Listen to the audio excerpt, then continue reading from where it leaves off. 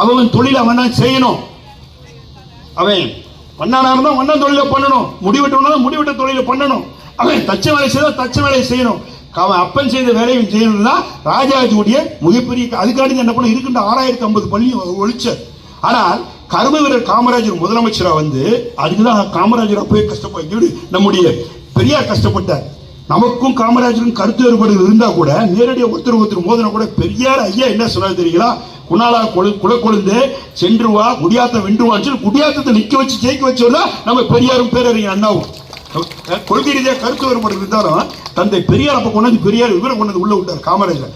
ஏண்டா விட்டார்னா இந்த 6050 பள்ளிகளின் தமிழ்நாடு ஃபுல்லா இருக்கிற பள்ளியை துறக்க வச்ச பெருமை அன்னைக்கு பெரியாருக்கு கொண்டு அதை உருவாக்கி தந்த கர்மவீரர் காமராஜர் அவர்கள். அந்த வரி நமக்கு செலுத்த வேண்டிய வரிய 2000 கோடி இன்னைக்கு மோடி தரல. 100 நாள் வேலை திட்டத்துக்கு 4000 கோடியே தரல. நமக்கு தரக்கூடிய ஜிஎஸ்டி கிட்டத்தட்ட 25000 கோடிக்கு மேல தரல. ஒட்டு மொத்தமா ஆட்டையை போட்டு உட்கார்ந்துருக்காரு மோடி. என்ன சொல்றாரு? உனக்கு 2000 கோடி தரேன், உனக்கு 4000 கோடி தரேன், நீ கையெழுத்து போடு, இந்திய படிக்க வைக்கணும். இப்ப இருக்கிற அரசு பள்ளியில இந்திய வந்துடும், நம்ம பிள்ளைங்க இந்தியும் படிக்கணும்.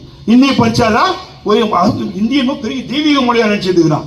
தமிழ் எங்க மொழிடா, எங்க மொழி தமிழ் மொழி இருக்கின்ற இலக்கணமும் இலக்கியம் உள்ள மொழி தமிழ் மொழியை தவிர இந்த மொழியும் உலகத்தில் எதுவுமே கிடையாது.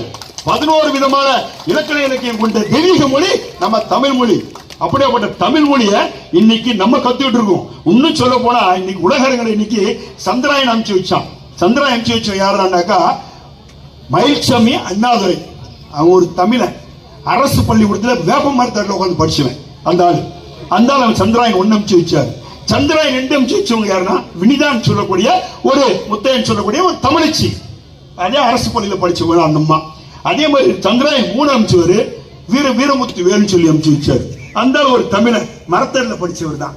இன்னும் சொல்ல போனாக்கா இன்னைக்கு நம்ம புக்ரான் வெடிகுண்டை கண்டுபிடிச்சவர் யாருன்னா ராமநாதபுரம் ஸ்கூல்ல ஒரு உழுவுற பள்ளிக்கூடத்தில் மரத்தடியில் உட்காந்து படிச்சவர் அப்துல் கலாம் என்று சொல்லக்கூடிய அறிவியல் அறிஞர் தான் புக்ரான் வெடிகுண்டை கண்டுபிடிச்சார்.